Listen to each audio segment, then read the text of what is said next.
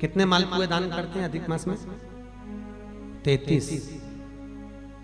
31 नहीं लिखे हैं, अधिक मास की कथा में लिखे हैं 33। 33 ही क्यों करते हैं? काहे के लिए करे जाते हैं 33 मालपुए? कोई महाराज जी से पूछियो कि भैया 33 ही क्यों, 31 कर दो, 32 कर दो, और मालपुए ही क्यों? रसगुल्ला कर दो, इमरती कर दो, जलेबी कर दो, पर मालपुए लिखे हैं अधिक मास की कथा में, मालपुए, और वो भी 33।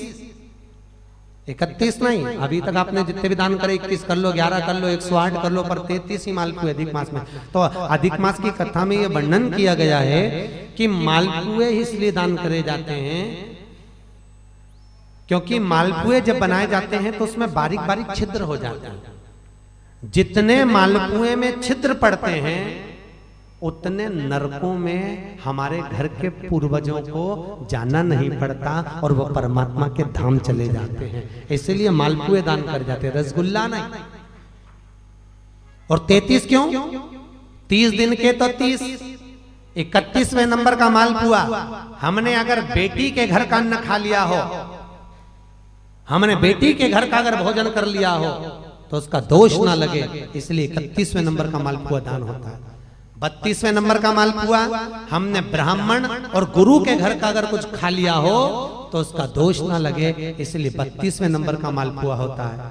और 33वें नंबर का मालपुआ हमने किसी के घर का सूतक या सावड़ का खा लिया। सूतक सावड़ जानते हो ना? मरे के बाद में अगर किसी के यहाँ कुछ पा लिया जाए तो सूतक का है, और सावड़ मतलब किसी के यहाँ बच्चा जन्म ले ले उसके अंतर्गत हम भोजन कर लें तो सावड़ का।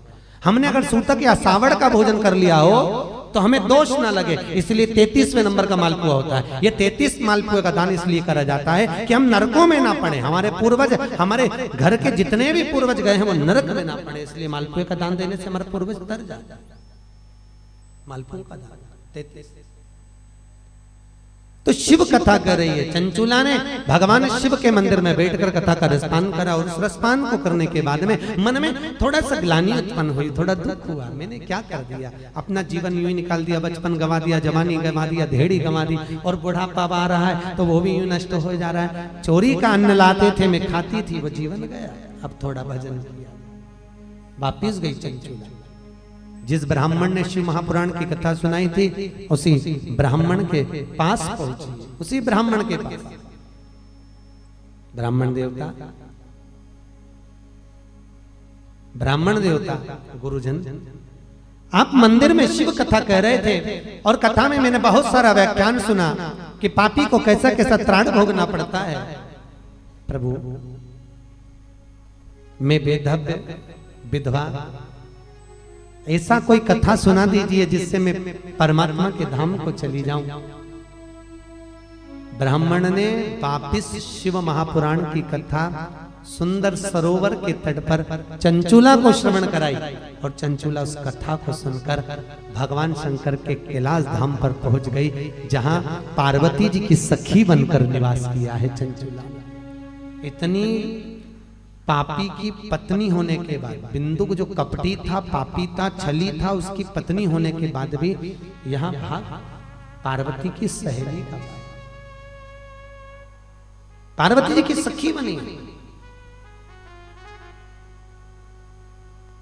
बड़ी सुंदर।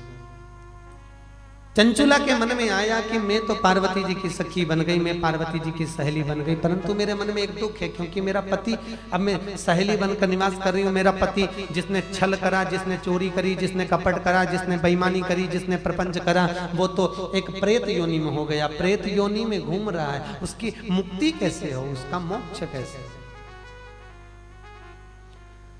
तो सूत जी सोनक जी को कह रहे हैं, उस पति के मोक्ष के लिए चंचूला ने पार्वती जी से पूछा, मां जगत जननी अम्बा, जगतधात्री मां दुर्गा, हे जगदम्बा, हे पार्वती, कुछ ऐसा नियम बता दो जिसको मैं कर कर अपने पति को मोक्ष दे दूं, प्रेत योनि से वो छूट जाए। तब चंचूला के शब्द सुने तो तुरंत पार्वती जी बोली, इसका तो एक ही उपाय है, अगर जिस कथा को मैंने शंकर जी के मुख से सुनी थी, वही शिव महापुराण की कथा अगर तेरे पति के निमित्तार्थ कराई जाए तो तेरा पति भी मोक्ष पा जाएगा, और वापिस मोक्ष पाकर तू अखंड सौभाग्य को धारण कर सकती है।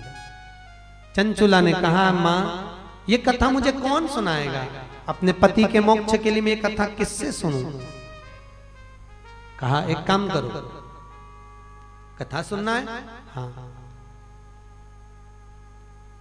शिव कथा को तो केवल एक ही सुना सकते हैं, वो नारद जी से जाकर कहो।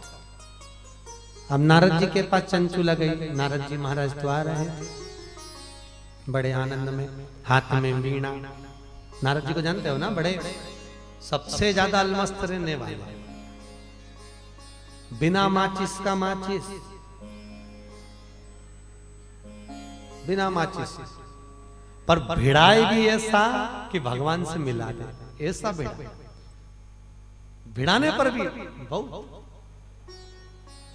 नारद जी महाराज निकल गए।